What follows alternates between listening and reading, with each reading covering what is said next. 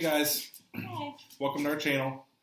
We are becoming a foster family and we are documenting our journey through vlogs. Yeah. In the last video we left off talking about a call we got for a 13-year-old girl. Our fourth call. Fourth call, yeah. But she got placed in a different home. Yeah.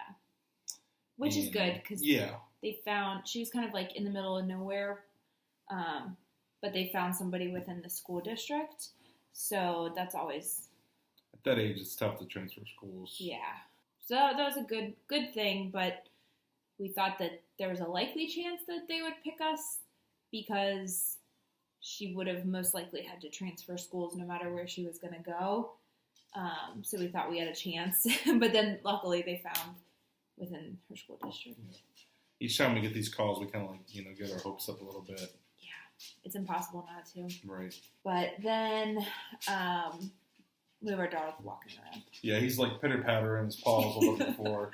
So if you hear that, we also had to entertain our daughter with Mickey Mouse because she was not cooperating. Yeah. The first take of this video, she was in the video and it just wasn't going well. It wasn't going well, so you guys can't see her now. I think after that, so that was our first teen call. Yeah, and they told us they found a family for her, and then shortly after that, we got another teen call. Yeah. This one was a bit of a surprise. Yeah, so we had talked to our agency and made it very clear that we would rather them call us than assume, like, we would say no.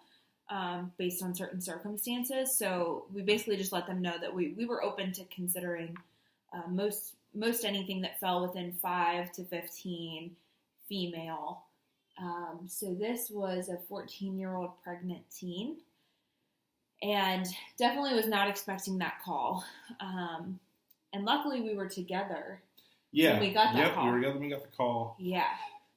And she was kind of leaning towards no, and I was kind of leaning towards yes. Well, because we're also pregnant, so right. We haven't said that on the channel yet, but we were also expecting in April. So they could first only tell us that she was in her first trimester, which was slightly behind where we are. And immediately my thought was that how could we handle 2 newborns? Yeah.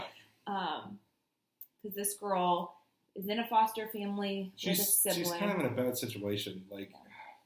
So she is in foster care already, and her foster family is basically kind of kicking her out. I mean, it's really sad. They're saying they're not equipped to, take care of the baby. Yeah. So they're just kicking her out essentially and making her find another foster home. So. Yeah.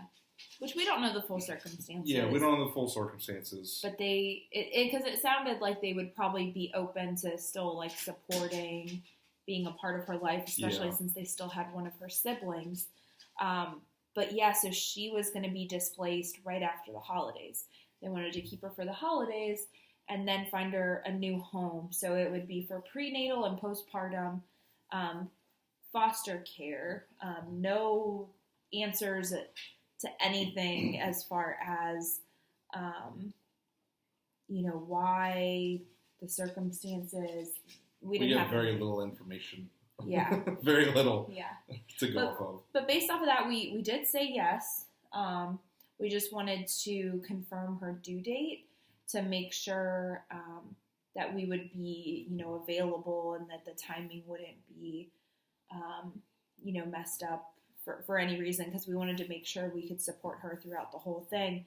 But before we got an answer for what her due date was, they called us and said they found another home. Yeah. Even after we had said yes. And it took 10 days, I think. Yeah, it was over the holidays. To even hear back. It was crazy long. Yeah. And then within 2 hours of getting that, call saying that we were not selected once again, we got another call for a 6-year-old female. Mm-hmm. And she was in kinship care. Yeah. And those circumstances were a little sad too. They didn't give us the exact details, but we kind of pieced it together. We made an assumption. The kinship was allowing the girl's mom to see her unsupervised. We got the call like 2 days after Christmas, so more than likely, the mom saw her on Christmas or wanted to see her on Christmas, and the provider or the foster family let them do that, and then they got caught. So a little sad. Yeah. So, and that's since we don't have any information, it's like we're trying to piece together and prepare ourselves with very little information. And just to back up it's always interesting, and I like to share parts of the stories that remain anonymous on why these kids are in care, to prepare people who might be interested in becoming a foster family, like what the realistic calls are going to sound like. So I honestly can't remember the 13-year-old who was out in the middle of nowhere. I can't remember exactly. I think that one was a family drug abuse, and possible sexual abuse, I feel like. There was just some abuse in the home. The pregnant teen, the initial reason she had come into foster care was homelessness. Her and her siblings were not getting regular schooling.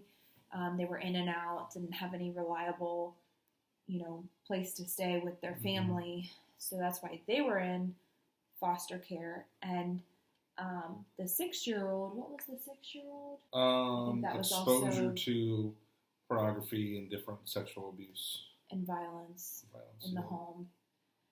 So those are the calls you get, and, like, for example, with the 6-year-old, some of the calls you're going to get and you're going to know why they were pulled, but you don't get any indication of what behaviors the child might, exhibit based on that exposure. So you have to make a judgment call based on how you feel you can handle it. So with a 6-year-old, we thought that we would be able to handle that sort of thing, but then within a couple of hours, we were told that they found a place for that 6-year-old too. So we have now been through 6 placement calls, have said yes to every single one, and they have gone to another home. So we remain optimistic. I'm sure we'll be getting more calls, and when the right placement comes along, I'm sure it'll work out. And we've been getting like 1 call a week. Yeah, on average. Yeah, now there was like a 6-week span, I think, where we didn't get a single call. Yeah, that was before we increased our age. Yeah. And some people said, around the holidays you get a lot of calls. Some people said right after the holidays. So it's actually New Year's Eve. So we'll see what happens. But yeah, we remain optimistic. If you guys are interested in becoming foster parents or adopting or just want some more information, you can check out adoptuskids.org and feel free to leave any questions or comments below. Yeah.